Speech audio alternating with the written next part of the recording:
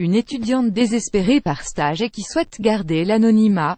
Durant 20 minutes, une étudiante de Lille 3 raconte ses mauvaises conditions d'accueil lors d'un stage au Vietnam. Un étudiant de l'IESEG a perdu 3 000 € en passant par un intermédiaire pour trouver un pseudo-stage aux États-Unis. Mieux vaut se préparer quand on part à l'étranger. Alors que l'université de Lille clôt sa semaine internationale, 20 minutes s'est penché sur le cas assez édifiant de 2 étudiants qui ont vécu un cauchemar lors de leur stage en Asie et aux États-Unis, au point d'avoir tous mis fin à l'expérience plus vite que prévu.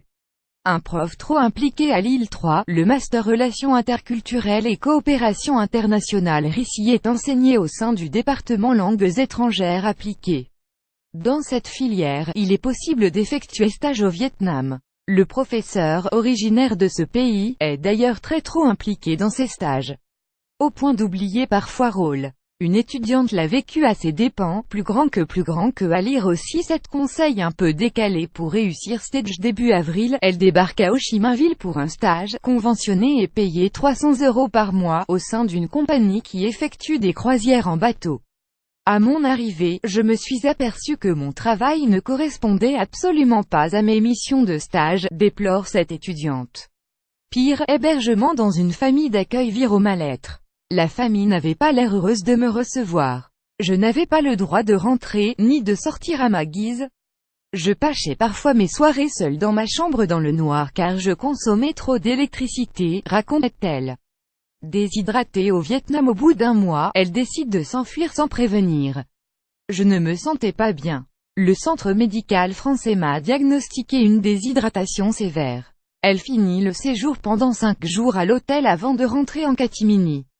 Depuis, elle a fait une dépression. En retour, le prof qui a chapeauté le stage ne trouve rien de mieux que de lui envoyer des messages menaçants, tout en lui donnant des leçons de politesse. Elle était absente dans les encadrements de stage. J'ai déjà placé 500 étudiants depuis 20 ans, je n'ai jamais eu de problème, se défend-il. Une enseignante qui le connaît livre une autre version. Un étudiant avait déjà eu des soucis avec lui il y a quelques années. L'an dernier, 2 autres étudiantes s'étaient également plaintes de la façon dont il les traitait, avant de se rétracter, assure-t-elle. Aux États-Unis aussi, les stages peuvent mal tourner. C'est la mésaventure qu'a connue un étudiant en master marketing à l'IESEG de Lille, une école privée de commerce où il est de bon ton de faire ses preuves à l'étranger. Des remarques homophobes. Greg choisit de passer par l'intermédiaire d'une entreprise de placement, My Internship Abroad. J'ai payé 3 000 € et je me suis retrouvé dans une start-up d'un fashion designer où j'ai vite compris que mon stage non rémunéré consisterait à faire le travail d'un employé avec une autre stagiaire néerlandaise, raconte-t-il. Sa mission: arroser les plantes, vaporiser des vêtements. Il n'était pas question de formation et le patron était parfois insultant avec des remarques même homophobes, dénonce-t-il.